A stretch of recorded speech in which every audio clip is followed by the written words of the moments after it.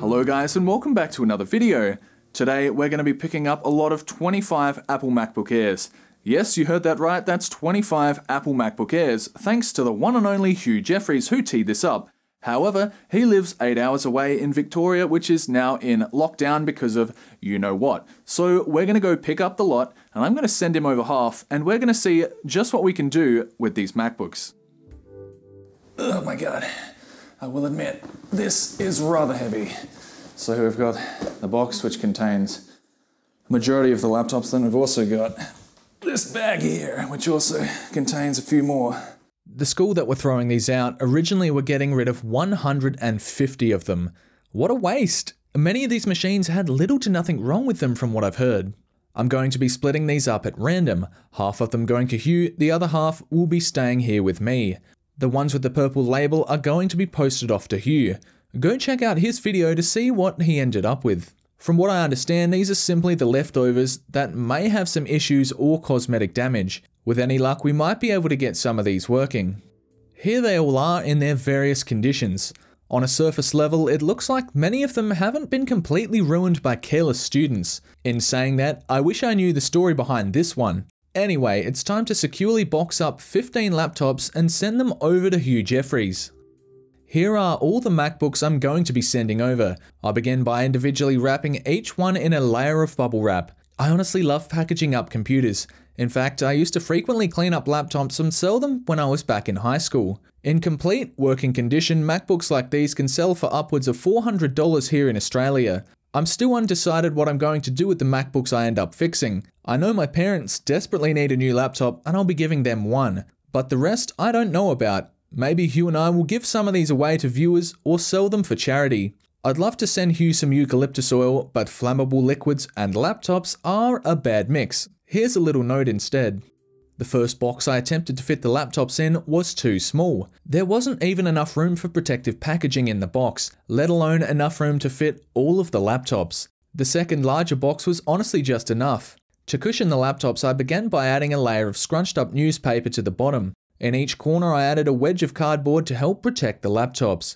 Now, one by one, I could slot each of the individually wrapped laptops into place. This is going to be a pretty heavy box. I also added extra scrunched up newspaper to stop movement inside the box during postage. The 13-inch MacBook Air had to sit on top as it was too long to be placed like the other MacBooks. To help stop the box from breaking apart, I was sure to use a ton of packaging tape around every corner and side. You really can't ever use too much tape. On the base and sides I added extra cardboard for strength and rigidity. It's now time to send it off. The package ended up weighing 17.5 kilograms. Quite a densely packed box, I must say.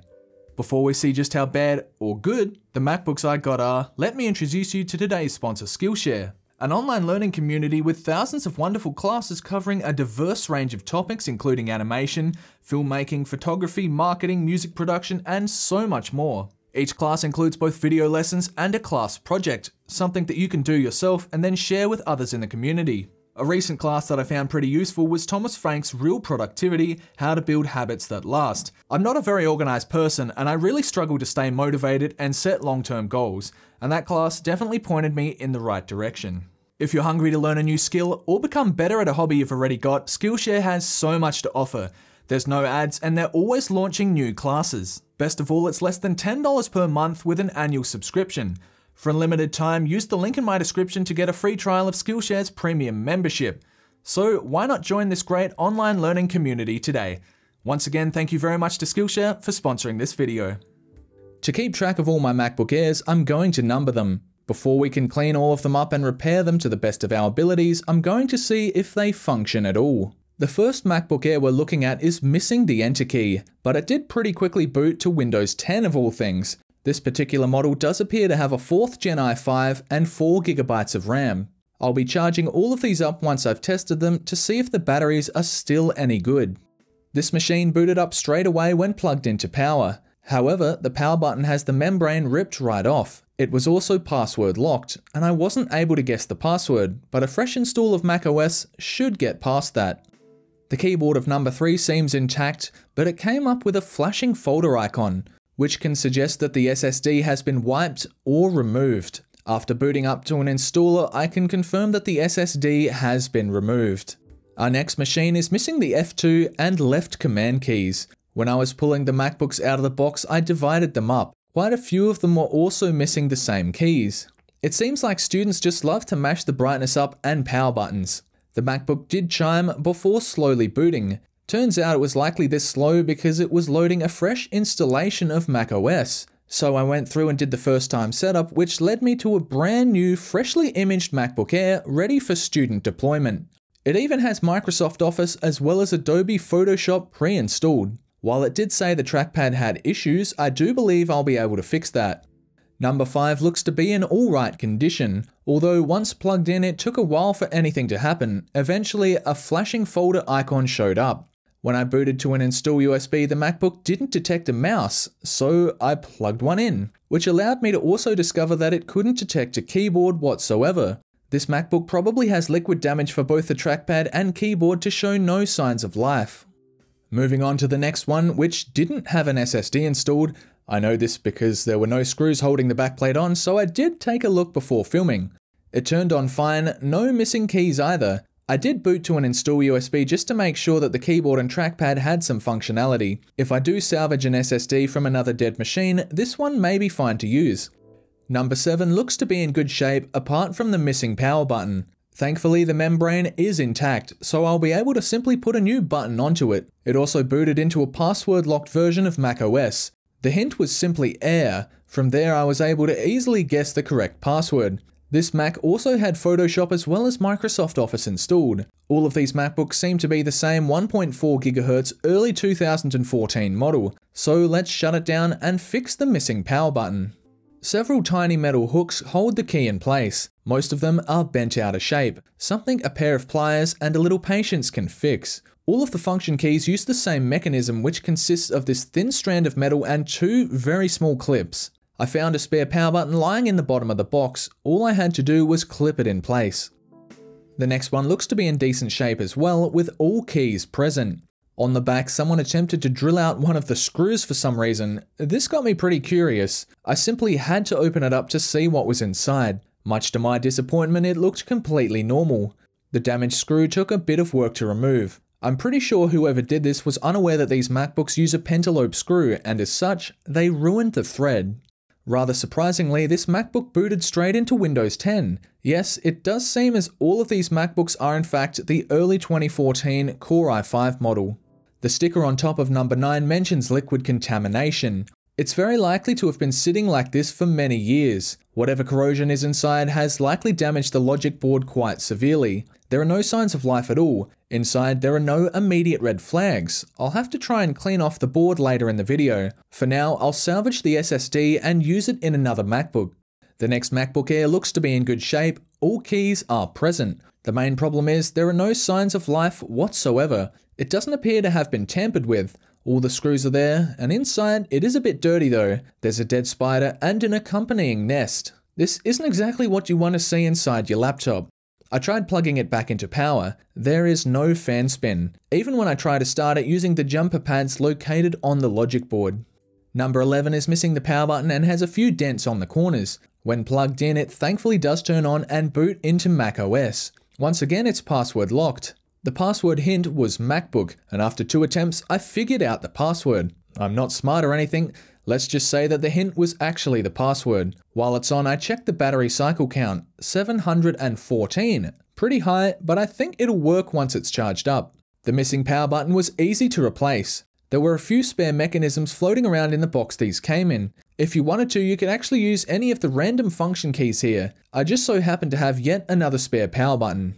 My hopes are not very high for number 12, which says water was spilled onto it all the way back in 2016. These suspicions were further validated when it showed no signs of life when I plugged it in. I decided to remove the SSD to use with other functioning MacBooks, and perhaps I'll try my luck cleaning the corroded logic board later in the video or in a video in the future. It's not looking too promising right now, I will be honest.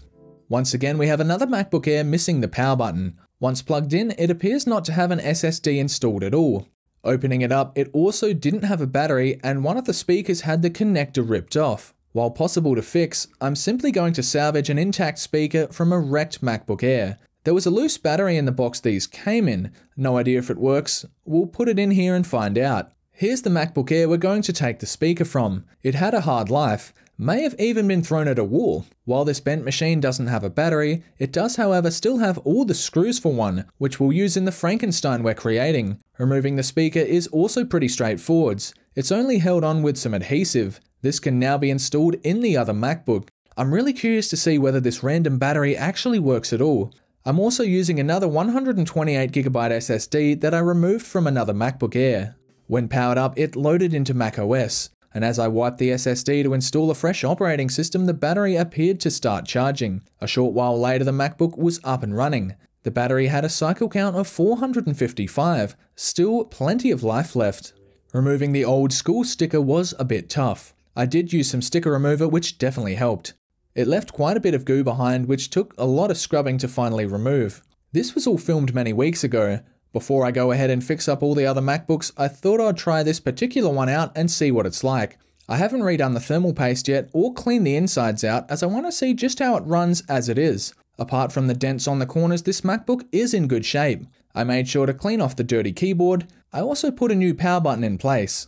Students generally treat their laptops like absolute trash, and overall I think I can get most of these working completely. And if you want to see what happened to the other laptops, I'd suggest you go and watch Hugh Jeffreys' video.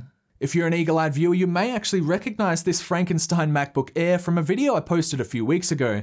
It was just sitting there in the background, and yes, I did see a few comments mentioning it.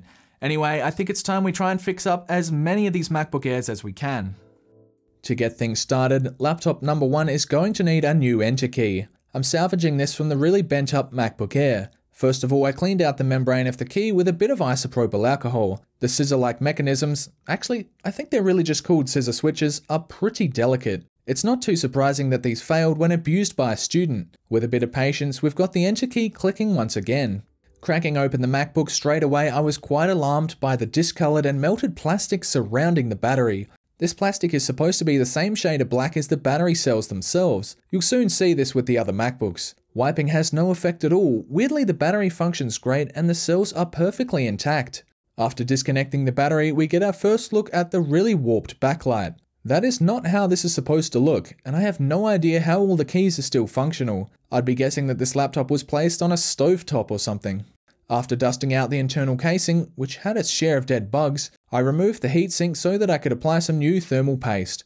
I'll be doing this to every single laptop, which is probably for the best considering how hard and flaky this paste has become. The heatsinks in these MacBooks are very small, and at the very least they're attached to the heat pipe that connects to the fan. Newer MacBook Airs do not have this. A new application of thermal paste should help this laptop run a bit cooler. I'm using Arctic MX4, which will spread out evenly over the die when I put the heatsink back on.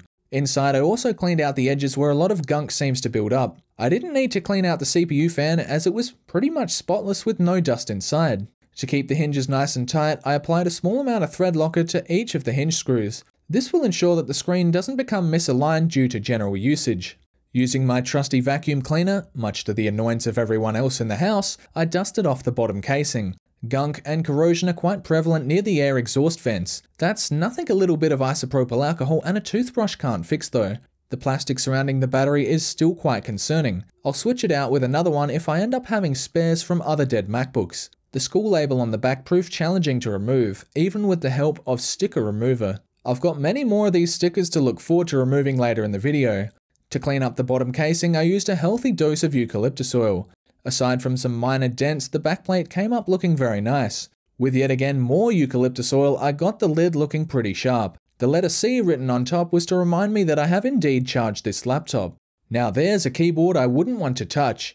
People of all ages don't know how to keep their laptops clean, especially school students. In the case of this laptop, that grime is only superficial and it came up looking pretty good. The screens on these MacBook Airs don't have a glass layer, making the display surface very easy to scratch. An imprint of the spacebar is clearly visible even after cleaning. As I go through the other laptops, I'll be installing new operating systems as well. A missing power button silicon cap required me to put down a tiny amount of superglue, then carefully place a dome that I cut off a donor MacBook Air. With a replacement button clipped back into place, it functioned really well. The corner must have taken a pretty serious hit to buckle outwards like this. Looking inside, it's not too dirty at all. This may not in fact be the safest way to dust out a laptop, but since I'm filming inside, I don't really want to blow dust and dead bugs everywhere. After cleaning off the bottom plate, we can see the damage that has bent the casing out of shape. Using a pair of pliers and a cloth to protect the metal, I began bending it back into shape. This proved to be very effective. All I had to do now was apply some glue to hold the exhaust vent in place. The little clip that connects to the battery also broke off. All I had to do was use a small amount of super glue to get it back in the right position. If you've got an older MacBook like this, I'd highly recommend redoing the thermal paste. It only takes a few tools and is pretty straightforward to do. Hopefully most of the laptops are in good condition like this one. I'll probably end up glossing over a lot of the sticker removals as I don't want this video to be an hour long. It's already going to be pretty darn long though. Oh my, how does a trackpad get this dirty exactly? You can see all of the keys have imprints on the screen. I've got a feeling that this screen has never been cleaned before. Here we've got our third laptop, missing some of the case screws. Not too big of an issue. Yes, that's right, it doesn't have a solid state drive. Under the battery there aren't any signs of liquid damage, which is nice to see. Once dusted off, it looks pretty neat inside, and once again the fan is basically dust free. The bottom casing also scrubbed up pretty good after a vacuum and a scrub with some isopropyl alcohol. Unsurprisingly, the paste was also pretty flaky and hard. Nothing a bit of isopropyl alcohol can't get through though. I'm putting in an SSD that I pulled from a MacBook Air that showed no signs of life. We'll have to see whether the drive actually works. I loosened the hinge screws off so that I could properly align the screen that must have got knocked when it was dropped. Overall, this has come up pretty good. It's pretty clear that the schools didn't want these labels to come off easily. The sticky residue was also quite a nuisance to remove. Nothing a bit of eucalyptus oil can't handle though. It's really quite satisfying removing all these old stickers though. That is a whole lot cleaner. I also paid close attention to the ports, which were also all somehow very filthy. A bit of isopropyl alcohol on a toothbrush worked wonders though. I really found it hard to wipe down the keyboard without accidentally turning the laptop on. This particular screen came up looking nearly spotless, likely due to it not being crushed in a school bag, I'd imagine. 2 keys were missing from our 4th MacBook. The command key was a bit more difficult to install. The F2 key is missing on quite a few of these laptops. I'd be guessing the students would mash it, hoping the screen would magically become brighter. Now that is the kind of dust I'm looking for. Not that I would normally want my laptops to be dusty, it just makes for a more interesting video. With the battery disconnected, I gave it a wipe off which got rid of most of the dust. I will however open up the CPU fan as this one has got quite a bit of dust caught in the blades. There isn't exactly a lot of room for airflow through here though. The fan is held together by several very small Phillips head screws, and it was pretty easy to get the dust thankfully. Given how small the fan is, I'm not sure how effective it is at actually cooling the CPU. The new paste will hopefully help transfer heat away from the processor. I had trouble clicking the trackpad. All I had to do was adjust this screw and it was clicking once again. This MacBook definitely turned out pretty good, and surprisingly the battery is still going strong even with 1500 cycles used. As I always say, definitely clean off any electronics that you buy secondhand. You never know whose dirty hands have been on them. Even with a gentle cleaning of the display, there are still visible marks from the keyboard keys. Now I can see why the battery, keyboard and trackpad weren't detected in laptop number 5. They simply were not connected at all, so we might actually have some luck getting this laptop running. The corner of the screen has been dented in, pretty common for these MacBooks. I'm straightening out the metal so that the lid can close without prying up on the display hinge. My crude method has definitely straightened it somewhat, but also added some scratches to the surface. With the new thermal paste applied, I put in an SSD that I took from laptop number 10. Laptop 10 didn't function at all, so I may end up using more parts from it during this video. I did end up installing macOS on here and it seemed to work great. Laptop number 6 looked pretty good after a cleaning and a new application of thermal paste. I'll either have to source another SSD after this video or take one from a non-functioning MacBook Air. If you ever wondered how dirty the keys were, well, there was enough gunk to leave an imprint on the screen bezel. Either way, it cleans up pretty good. With any luck, we'll get a spare SSD to put in here. Once again, we've got a relatively tidy MacBook Air to clean up. Brushing out the dust throughout the case probably isn't doing a lot, but I'd rather it look nice inside, even if you rarely see it. The bottom casing seems to be where most of the debris ends up, which makes sense given that we have gravity here on planet Earth. Any gunk that didn't want to leave was persuaded to do so with a toothbrush. After accidentally powering up the laptop while cleaning, I realized that the trackpad didn't want to click.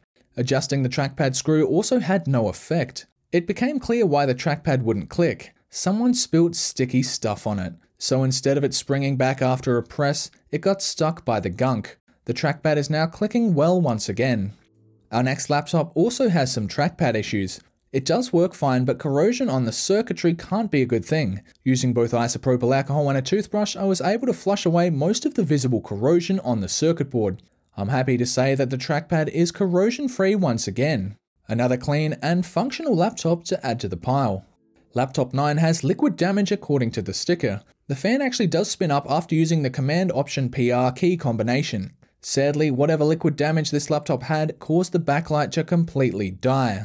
Let's take it apart and try to find the liquid damaged areas. The logic board is pretty easy to remove from these MacBook Airs. Since laptop number 10 shows no signs of life and has no visible signs of liquid damage, I thought I'd attempt to put number 9's logic board in here. After a closer inspection, I found the small areas of corrosion. I gently scrubbed the affected areas with isopropyl alcohol, which evaporates very fast and should help break down the rust that has formed. Next up, I removed the logic board from laptop 10, which definitely needed a lot of dusting. I'm also hoping that the keyboard is indeed working. With number 9's logic board installed, the fans appear to spin up, although it looks like I've managed to blow the backlight on this screen as well. Whatever damage has been done to the logic board is well beyond my level of understanding or repair. Laptop 12 had serious corrosion as we saw earlier. I ran out of time to try and clean it up. Perhaps I can in a later video. Either way, I cleaned up the final laptop, the one I've been using for several weeks, and now we're done. These are the final laptops. 8 are complete and running great. 2 more just need SSDs, meaning there are 10 functional laptops out of 14. Not a bad number, I must say. These MacBooks have had hard lives. School laptops are notorious for not having much care taken. Some of these laptops haven't been powered on in over 4 years. Surprisingly, every battery seems to be in pretty good health as well. So there we have it, a large lot of MacBook Airs that were going to be thrown out. It's crazy to think that these were basically just the scraps. Most of the 150 MacBook Airs the guy got actually worked fine, and it's really crazy to think that most of them were going to be thrown out. Anyway, I've pretty much run out of time to get this video done. I can't really do any more testing, but once I've done all that, perhaps we'll give some of those away, or we'll sell them off for charity. Anyway, thank you very much for watching. I hope you've enjoyed this video, and if you want to see more, definitely consider subscribing. I'll see you in the next video.